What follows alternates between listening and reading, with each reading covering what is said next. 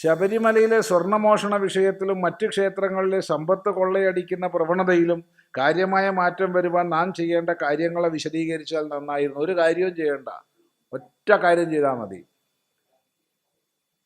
ശബരിമലയിൽ പോകുമ്പോൾ ഒരു കഷ്ണം കടലാസിൽ സ്വാമിയെ ശരണമയ്യപ്പ എന്ന് എഴുതി ഭണ്ഡാരത്തിലിടുക. നായാ പൈസ ഇടരുത്. ഗുരുവായൂർ പോയാൽ ഭണ്ഡാരത്തിൽ നായാ പൈസ ഇടരുത്. ഓം നമോ നാരായണായ എന്ന് എഴുതിയിട്ടോളൂ. സർക്കാർ നിയന്ത്രിത ദേവസ്വം ബോർഡ് ക്ഷേത്രങ്ങളിൽ പൈസ ഇടാതിരിക്കുക. ഇതല്ലാണ്ട് വേറെ ഒരു വഴിയില്ല. വേറെന്താ വഴിയുള്ള? അപ്പോൾ പാവപ്പെട്ട ആൾക്കാരുണ്ടാവും, വിശക്കുന്ന ആൾക്കാരുണ്ടാവും, ദാഹിക്കുന്ന ആൾക്കാരുണ്ടാവും, രോഗികളുണ്ടാവും. അവിടെ കൊടുക്കുക.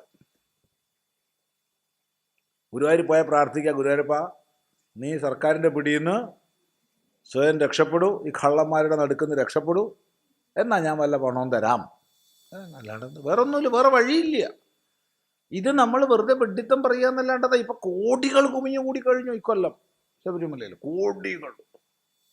അതിലിപ്പോൾ നമ്മളിവിടെ ഇരുന്ന് പറഞ്ഞിട്ട് ഒരു പ്രയോജനം. അതുകൊണ്ട് ഇതിനെ തുടരും, മോഷണം തുടരും. ഈ കള്ളന്മാരുടെ വാർത്ത മുഴുവൻ വന്നിട്ടും ഇക്കോടികൾ കുമിയാന്ന് പറഞ്ഞ് എന്താ ഇവിടുത്തെ ഹിന്ദുവിൻ്റെ ബോധം? ഒരെത്തും പിടിയും കിട്ടില്ല ഇതെന്താണിതെന്ന്.